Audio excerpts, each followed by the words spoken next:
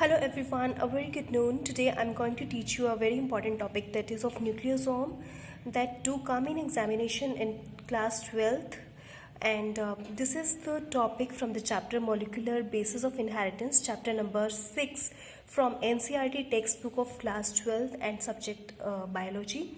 So we will read this packaging of DNA helix. So you know very well what is DNA. This is DNA, that is deoxyribonucleic acid. DNA is a double-stranded molecule, you know very well.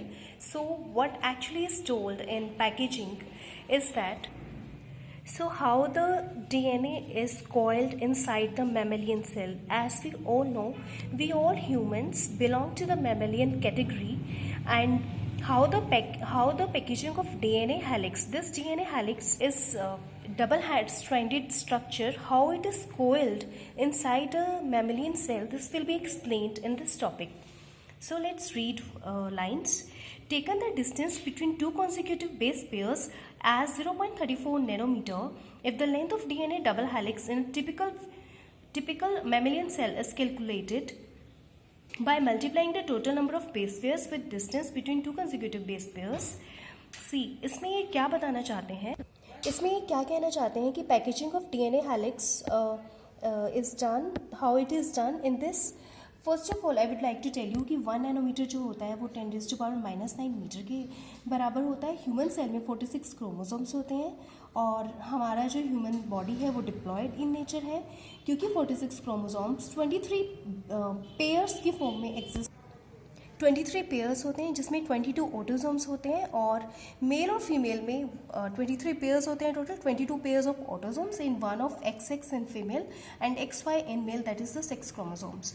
And in human cell there are present 6 billion base pairs. Exactly number is 6.6 into 10⁹ base pairs. तो अब इस book में जो मैंने पढ़ा था उसमें ये बोल रहे थे कि जो हमारा ये DNA स्ट्रैंड है इसमें जो ये दो बेस पेयर हैं, as you can see here T and G, एक स्ट्रैंड पे जो दो बेस पेयर्स हैं इनके बीच का जो अंतर है वो है 0.34 नैनोमीटर. तो ये बोल रहे हैं कि अगर मैमिलियन सेल में 6 बिलियन टोटल बेस पेयर्स हैं तो टोटल डीएनए की लेंथ क्या होगी. इट इज़ वेरी इजी ना, क्योंकि अगर दो बेस पेयर्स का डिस्टेंस 0.34 नैनोमीटर है तो जितने भी ये बेस पेयर्स हैं उनको इससे मल्टीप्लाई कर देंगे तो total DNA length will come 2.2 metre. I have converted nanometre into metres by multiplying it with the 10⁻⁹. So the nucleus, जो ह्यूमन सेल होता है उसके न्यूक्लियस के डायमेंशंस होते हैं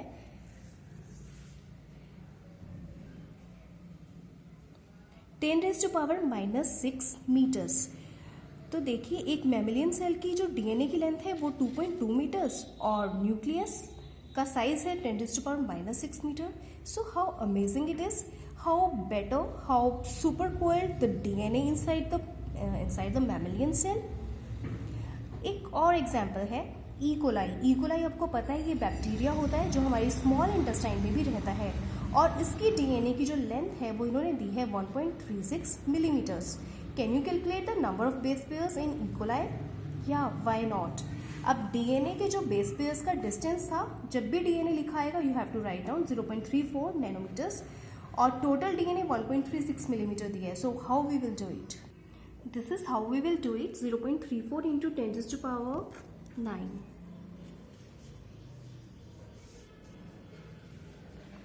9 into number of base pairs is equal to total length of the DNA 1.36 as it is in millimeters. तो millimetres में metre कितने होते हैं, ये देखिए 1 मिलीमीटर में 10⁻³ मीटर्स होते हैं. तो this is how we can calculate the number of base pairs.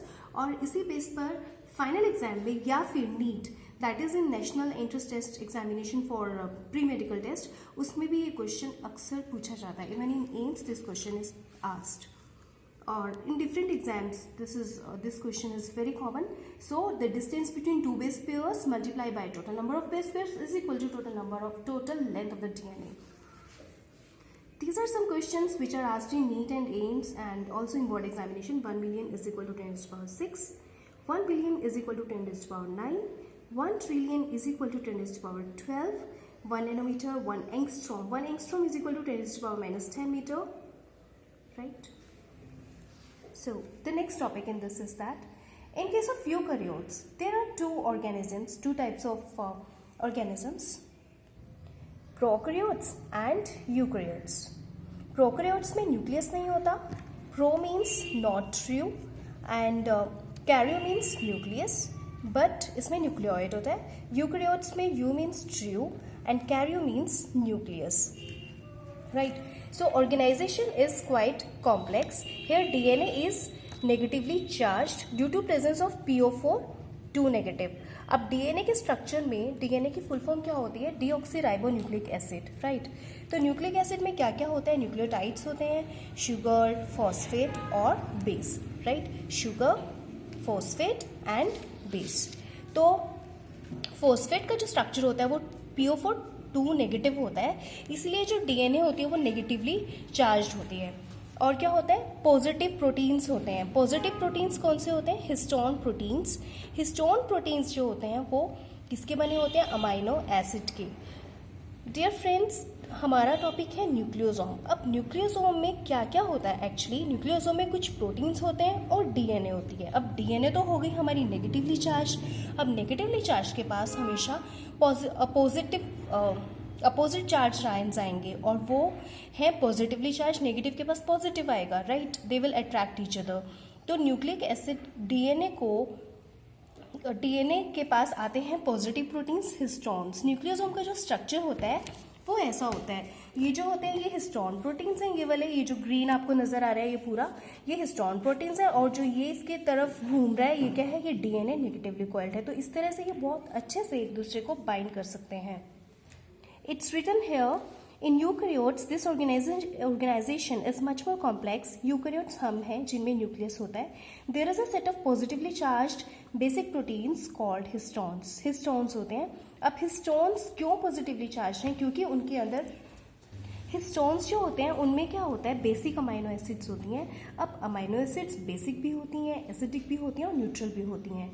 तो इसमें कौन सी अमाइनो एसिड्स होंगी? लाइसिन और आर्जिनिन मेनली पाई जाती हैं. Let me tell you the structure of those. This is the structure of lysine. This is the structure of arginine. Lysine में amino acid का एक स्ट्रक्चर होता है, कॉमन स्ट्रक्चर जो होता है. A carbon is having the 4 bonds, right? Valency is 4, तो इसके 4 बॉन्ड बनेंगे. एक COO नेगेटिव, एक NH3 पॉजिटिव, एक H पूरा होता है R, एल्काइल ग्रुप. तो एल्काइल ग्रुप में देखिए ये पॉजिटिव है, इसीलिए पॉजिटिवली चार्ज है. आर्जिनिन में देखिए ये COO negative, NH3 positive, H और ये पूरा R है, राइट? तो ये पूरा R है तो ये भी पॉजिटिव है, इसीलिए ये क्या है? This is also positively charge. So histone proteins they contain basic amino acids and therefore they are positively charged.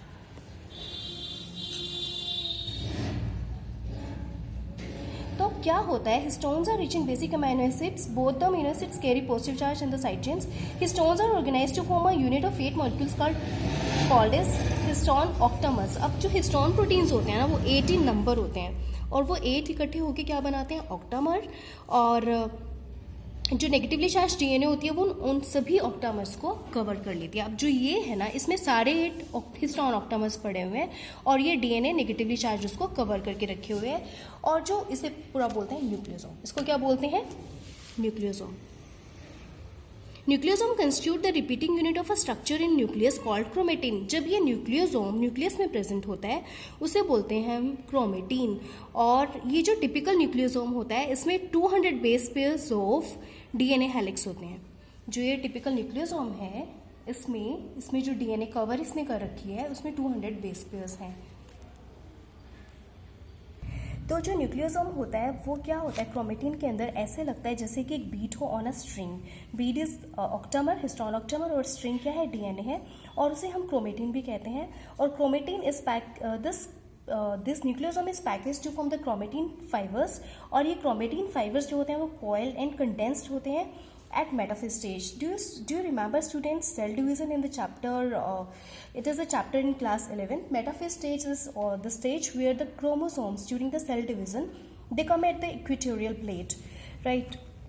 So there are present 200 base pairs of DNA helix which are covering the histone octamer. So there comes a question. In the human cell, mammalian cell, there are present 6 billion base pairs and 200 base pairs constituted by one nucleosome. So how many nucleosomes are there? Till then, it's your query to be sorted out. Right? How you will do it? Let me tell you. Total base pairs by 200 base pairs is equal to number of nucleosomes. It will be 30 millions. You sort it out. If you have any doubt, you can ask me in the comment. Now the chromatin packaging. Chromatin packaging जो होती है, nucleosome होती है, बहुत सारे nucleosome इकट्ठे कैसे package होते हैं? With the help of non histone chromosomal proteins. इन्हें बोलते हैं NHC प्रोटीन्स. अब NHC प्रोटीन्स जो होता है वो 2 टाइप्स का होता है, euchromatin and heterochromatin. Euchromatin and heterochromatin, this is really very important question which comes in NEET, PMT or AIMS or many examination including your boards. So it is chromatin loosely packed. It stains light. Loosely packed means ये chromatin literally इतना tightly packed नहीं होता है, but heterochromatin ये tightly packed होता है, dense बहुत ज़्यादा भी होता है, transcriptionally active होता है और ये transcriptionally inactive होता है. Right, this was the question which had come in my exam also when I appeared for pre-medical test. It was the question which came in AIMS, right? So this is really very, very important. So this is how you need to do this topic. Question can be asked in the form of what is NHC, what is the difference between euchromatin and heterochromatin, what is a nucleosome, what are histones, what are octamers. This numerical can come like this is the difference distance between two base pairs, how many base pairs, what is the total DNA. Thank you.